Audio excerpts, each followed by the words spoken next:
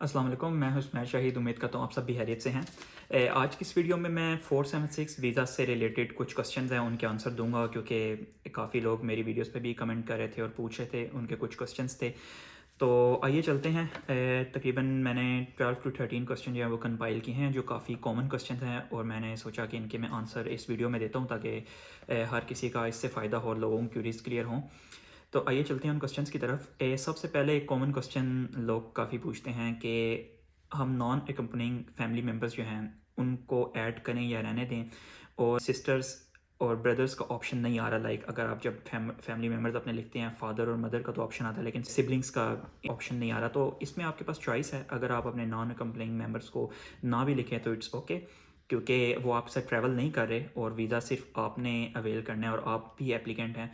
तो आप उसको नो भी कर सकते हैं, और अगर आप उसको लिखना चाहते हैं, अगर आप अपना FRC अपलोड करेंगे तो उसमें आपके सारे फैमिली मेम्बर्स की डिटेल होंगी, तो डैट इज़ इनफ। और अगर आप ऐड करना भी चाहें तो आप अपने फादर और मदर्स को ऐड कर दें और सिबलिंग्स को रहने दें, क्योंकि ऑप्शन नहीं आ रहा तो उसकी जगह आप कोई गलत ऑप्शन चूज़ ना करें। अब के 476 वीज़ा के लिए डिग्री की असेसमेंट चाहिए होती है। बिल्कुल इसके लिए असेसमेंट नहीं चाहिए, क्योंकि इस ऑस्ट्रेलिया के किसी भी वीज़े का, अगर आप कोई भी वीज़ा अप्लाई करते हैं, उसका असेसमेंट से कोई ताल्लुक नहीं है किसी भी किस्म के डॉक्यूमेंट का। बस आपके डॉक्यूमेंट जेन्युइन होने चाहिए, फोर्ज डॉक्यूमेंट ना हो, क्योंकि उससे आपको आगे जाके मसला हो सकता है। और इसके बाद which that is considered for application acceptance. Like 476 visa जब आप अप्लाई करते हैं तो आपकी डिग्री किए हुए आपको 2 साल का टाइम हो जाना चाहिए। तो इसमें आप दो तरह की डेट्स आती हैं। एक डेट आपकी ट्रांसक्रिप्ट पे लिखी होती है, जब आपके सारे सेमेस्टर क्लियर हो जाते हैं, सारे सब्जेक्ट क्लियर होते हैं और आपको ट्रांसक्रिप्ट इशू होती है, तो उस पर एक डेट लिखी होती है कि this person has completed all the subjects of this specific degree at this date. तो वो डेट लॉजिकली आपकी कंसिडर होती है इन पासिंग 2 ईयर्स। अगर आप अपनी डिग्री की डेट कंसिडर करेंगे तो डिग्री की डेट के ऊपर वो इशुएंस डेट लिखी होती है, और date can be more than that, क्योंकि लॉजिकली जब आपका ट्रांसक्रिप्ट इशू होती है, आपका रिजल्ट आता है लास्ट सेमेस्टर का, तो आप उस रिजल्ट डेट पे वो डिग्री क्लियर कर चुके होते हैं, तो आपको वही डेट मेंशन करनी चाहिए, और उसी डेट को काउंट करके आपको अगर 2 साल नहीं हुआ तो आप वीज़ा अप्लाई करें। अब फोर्थ क्वेश्चन की तरफ चलते हैं कि chances of getting field related job on 476 visa. मैंने अपने चैनल पे इससे रिलेटेड काफ़ी वीडियोस बनाई हैं कि 476 वीज़ा पे आके PR पाथवे, फिर how to get a professional job in Australia, और what are the steps a newcomer should take while coming to Australia. तो इसमें इस तरह की इन्फॉर्मेशन मैंने दी है, लेकिन मैं आपको फिर बताता हूँ कि 476 वीज़ा पे आके फील्ड रिलेटेड जॉब लेना, ठीक है, टफ होता है उन लोगों के लिए जिनके पास कोई एक्सपीरियंस नहीं होता, बिल्कुल वो फ्रेश हैं, या उनका बहुत little experience, like 4 months 6 months. अगर आपका एक्सपीरियंस है 1 ईयर या 2 ईयर, या आपका डिग्री के बाद आपका गैप कम है, तो there are lot of chances you can get a job. मेरे चैनल पे वीडियोस काफ़ी हैं कि आपको जॉब कैसे सर्च करनी है, how to get a professional job. आप अपनी CV अप टू डेट रखें और उन प्रॉपर चैनल्स पे जाके जॉब सर्च करें, तो आपको जॉब मिलने के चांसेस काफ़ी बढ़ जाते हैं। और अगर आपने जॉब नहीं की तो आप उस गैप को जस्टिफाई करें कि आप उसमें कोई स्किल्स ले रहे थे, लाइक आप कोई ऑनलाइन कोर्स कर रहे थे, और अगर आपने अभी नहीं स्टार्ट किया और आपने वीज़ा अप्लाई किया हुआ है, तो आप उस दौरान अगर आपको जॉब नहीं मिली तो आप अपने आप को अपना स्किल सेट इंप्रूव करें। उसका ना सिर्फ आपको इधर आके फ़ायदा होगा, बल्कि आप जिस कंट्री में भी हैं आपको उधर भी उसका फ़ायदा होगा। आपका स्किल सेट इंप्रूव होगा तो आपको जॉब मिल सकती है। Fifth question, can apply for 491 visa from overseas while awaiting for 476। और अगर जब क्या कहते हैं मेरा 476 वीज़ा आ जाए और मेरा 491 का रिस्पॉन्स नहीं आया तो मैं ट्रैवल कर सकता हूँ।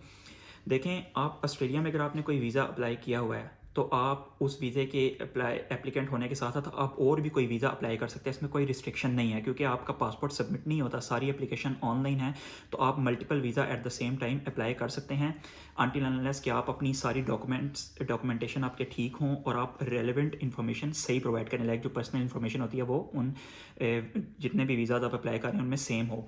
अब इस क्वेश्चन के आंसर की तरफ कि अगर आपने 476 भी अप्लाई किया है और आप कोई और वीज़ा अप्लाई करना चाहें, आप बिल्कुल PR का वीज़ा ओवरसीज भी अप्लाई कर सकते हैं, अनटिल एंड अनलेस कि उसकी जो कंडीशन है वो जस्टिफाई आप कर रहे हो। लाइक अगर उस वीज़ा की कंडीशन में लिखा हुआ है, लाइक उसकी रिक्वायरमेंट में कि if you are from overseas you can apply. Like अभी मैंने 491 वीज़ा वेस्टर्न ऑस्ट्रेलिया की एक वीडियो बनाई थी जिसमें उन्होंने लिखा था कि if you are living in any other state in Australia और you are from overseas you can apply, तो फिर आप अप्लाई करें। अगर उसकी रिक्वायरमेंट में नहीं लिखा तो फिर आपको अप्लाई करने की ज़रूरत नहीं है, क्योंकि आप कंडीशन को जस्टिफाई नहीं कर रहे। Question number 6, is Perth good option for 476 visa in terms of earning and PR? Perth is a good option. ठीक है। अर्निंग के लिए तो कोई भी ऑस्ट्रेलिया का बड़ा सिटी जो है वो गुड ऑप्शन है, लेकिन अगर पीआर का जहाँ तक ताल्लुक है तो पीआर में थोड़ी सी स्ट्रगल हो सकती है, क्योंकि आजकल जैसे भी रिसेंटली उन्होंने कोटा इशू किया हर स्टेट का, तो उसमें उन्होंने नंबर ऑफ़ सीट्स काफ़ी रिड्यूस कर दी, क्योंकि इसकी भी एक वजह थी जो मैं एक वीडियो उसके ऊपर लॉन्च करूँगा जिसमें मैं बताऊँगा कि उन्होंने नंबर ऑफ़ सीट क्यों रिड्यूस की। तो इन शॉर्ट के पीआर का ताल्लुक आपके पॉइंट से, आपके जितने ज़्यादा पॉइंट होंगे, जितने आप कॉम्पिटेंट हैं as compare to other applicant, तो आपके पीआर के चांसेस उतने ही ज़्यादा होंगे। और इसमें आपकी ऑक्यूपेशन का भी फैक्टर आ जाता है कि आपकी ऑक्यूपेशन कौन सी है, क्योंकि कुछ ऑक्यूपेशन में एप्लीकेंट्स ज़्यादा होते हैं और कुछ में कम होते हैं। Question number 7, is it necessary to upload form 81-221 soon after submitting the visa application. देखिए, मैं हर अपनी वीडियो में मैंने ये क्वेश्चन का आंसर काफ़ी दफ़ा दिया और कमेंट्स में भी मैं देता रहा हूँ कि आप जब भी वीज़ा अप्लाई कर रहे हैं, 476 या कोई भी ऑस्ट्रेलिया का वीज़ा, तो आपके जो भी रेलेवेंट डॉक्यूमेंट हैं आप वो साथ ही अप्लाई कर सबमिट कर दें। और कुछ डॉक्यूमेंट्स जब आप एप्लीकेशन लॉन्च कर रहे होते हैं तो रिकमेंडेड डॉक्यूमेंट में आ रहा होता है, आपने तब अपलोड करने होते हैं। अगर आप अपलोड नहीं करेंगे तो वो आपसे पूछता है कि justify the reason why you can not provide that document.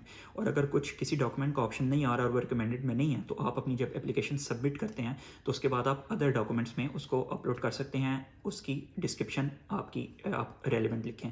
तो इसका फ़ायदा ये होता है कि आपके एप्लीकेशन डिले होने के चांसेस काफ़ी कम होते हैं। फॉर एग्जांपल, अगर आप कोई डॉक्यूमेंट मिस कर देते हैं या आप फॉर्म 80 सबमिट नहीं करते, जब वीज़ा ऑफिसर आपकी एप्लीकेशन को असेस करेगा तो उसको फॉर्म 80 नहीं मिलेगा, तो वो आपको फिर रिक्वेस्ट भेजेगा ताकि आप ये फॉर्म अपलोड करें। तो उसमें वो 40 डेज़ का टाइम देते हैं। तो दोबारा आप जब आप अपलोड करेंगे तो आपकी वो फाइल ओपन करेगा, तो उसमें टाइम लगता है। तो अगर आपने सारे documents at the same time of submitting the application upload कर दिए होंगे तो आपकी डिले के चांसेस कम हो जाते हैं। But again it's up to you, लेकिन मैं रिकमेंड करता हूँ कि आप सब कुछ तभी करें। और मेडिकल का भी मैं इधर आंसर दे देता हूँ कि जैसे ही आप वीज़ा एप्लीकेशन सबमिट करें, राइट आफ्टर डैट आपकी हैप आईडी जनरेट हो जाती है, आप उसकी बेस पे अपना मेडिकल बुक करें और अपना medical as soon as possible submit करें। Question number 8, chances of rejection after S56।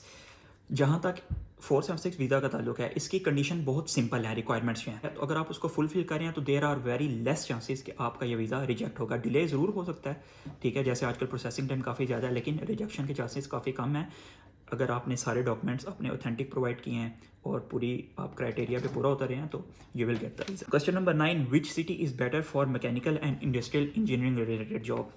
Again इसका आंसर मैं दूंगा कि आप मेरी जॉब सर्च वाली वीडियोस देखें, तो उसमें मैंने बताया हुआ है कि आप कैसे जॉब सर्च करें और आप कैसे फ़िल्टर लगाएं डिफरेंट स्टेट्स के ऊपर, ताकि आपको पता चल जाएगा कि किस स्टेट में कौन सी जॉब्स हैं। मैकेनिकल तो काफ़ी एक कॉमन फील्ड है, तो इसकी जॉब ऑलमोस्ट हर स्टेट में होती हैं, लेकिन पर्थ में इसकी जॉब्स काफ़ी होती हैं क्योंकि उधर माइनिंग कंपनीज काफ़ी हैं, इलेक्ट्रिकल कंपनीज भी हैं। मेलबर्न में, सिडनी में भी इसकी काफ़ी जॉब्स होंगी, लेकिन आई वुड सजेस्ट कि आप उन सीक, इंडीड, लिंक्डइन से सर्च आउट करें, ताकि आपको ये भी पता चलेगा कि कौन कौन सी स्किल रिक्वायर्ड हैं आपकी इंटेंडेड फील्ड ऑफ जॉब में और किस स्टेट में कितनी जॉब अपॉर्चुनिटीज़ हैं। Question number 10, more IT jobs except Sydney, Melbourne and Brisbane. देखें, ऑस्ट्रेलिया में एज सच बड़ी इंडस्ट्रियल कंपनीज नहीं है, like mechanical production company, electrical production company, क्योंकि ऑस्ट्रेलिया में लेबर काफ़ी एक्सपेंसिव है।